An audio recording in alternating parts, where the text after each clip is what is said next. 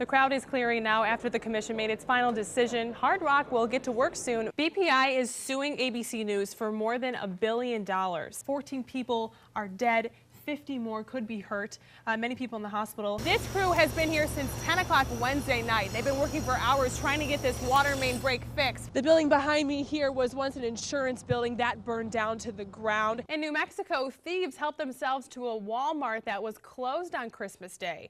And the whole heist was caught on surveillance cameras. Check it out. All of the truck drivers agreed on one thing. Your safety isn't worth fighting Mother Nature. Let it snow, and let it snow. That is the big story of this morning. We'll talk about as much snow as you can get, plus probably more than you'd like to. In this one package that Mike picks up from California, there's actually 10,500 bees, including the queen. Eldred says he believes business owners should be the ones who decide how to pay their employees. Tomorrow, Katie, free pancakes at Perkins. You got my attention. Yes, I know I did.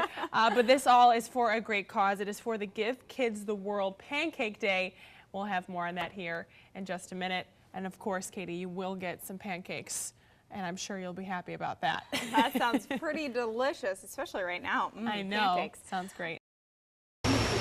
Flashing lights and cop cars swarmed a sleepy Greenville street in the wee hours of Wednesday morning. I heard the officer actually talking to the guy who drives the mobile command post here, and he was saying, kind of telling the story how when they went in, he was scrunched up, you know, like kind of frozen, trying to hide in like a little nook, and he just kind of jumped on top of him, and he was screaming, "I'm sorry, I'm sorry, I'm sorry," for the longest time.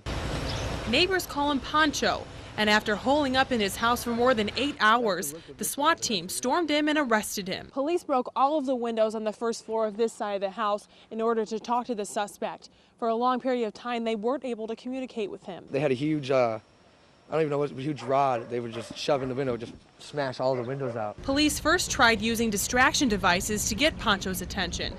The noise scared neighbors. I thought it was a rifle, but Morgan here said it was a grenade-like. Stun grenade, and I'm assuming that's what it was. All the commotion disturbed this usually quiet neighborhood. We've been here 15, 16 years, and no, this doesn't happen around here. We've all lived here since 1990, you know, over 20 years, and we all know each other. When I seen the SWAT, that's when I knew it was a really bad situation. It was a very serious situation. They received information from the family members who were inside that he had armed himself with some firearm and that he had told them that he was not going to come out. Now he's behind bars and the family is left to clean up the mess. In the Greenville neighborhood of Sioux City, Olivia Wilmsen, Siouxland News.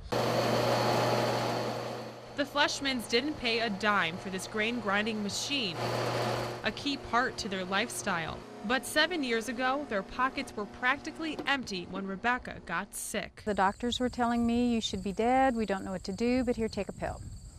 Ended up on about 122 pills a day. A new doctor suggested they look into the chemicals in the foods Rebecca was eating. Each chemical I cut out, I kept getting better. My husband was like, "What did our grandparents do?" And I'm like, "Mine can't." So we upped our garden that year. We started dehydrating, canning. We started milking goats at that time and learned to make our own butter, eggs, and cheese, and I just kept getting better and better.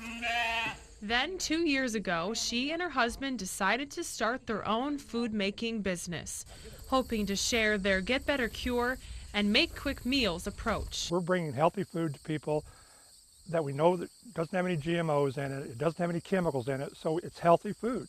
It's something that when you eat, you know you're not going to get sick from. The Fleshmans come out here and pick their green beans, then they bring them to their store. And here in their commercial kitchen is where they'll take their green beans and dehydrate them to look like this. Like our soups, they're designed for the crock pot. 5 minutes in the morning, throw them in, you can add leftover meat or not. Whether you're home at 5 o'clock or 6 o'clock, 7 o'clock, it's waiting for you. A strategy she got from her grandparents. Fresh and easy cooking. The whole grains, the natural. Bread isn't supposed to last 3 weeks. My bread, within 3 or 4 days this time of year, starts molding.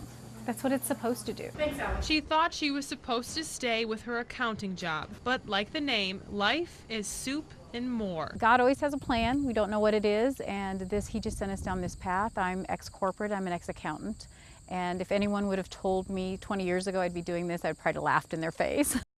Sioux City woke up to 10 inches of snow, so this guy was either your best friend or your worst enemy. Anywhere you went Friday, this is what you saw. The trick to tackling all the snow. A big shovel. I will be doing it for probably 2 days. That's because he's got hundreds of more paths to clear. I started at 4 a.m. and it took me 2.5 hours. I had drifts in between my side, between the fence and the building. I had drifts 3 feet high. If you're not from around here, say Arizona, what a morning to wake up to. We were trying to get the car into the driveway, and so we had to shovel, and it took Larry quite a bit to get it into the driveway, to get it out of the way of the snow plow. Then there's 74-year-old Bev Shabandi. A lot of years of shoveling. Her exercise regimen consists of an hour and a half of push-ups, sit-ups, and walking to be in shoveling shape. Actually, it's pretty nice because we're meeting neighbors.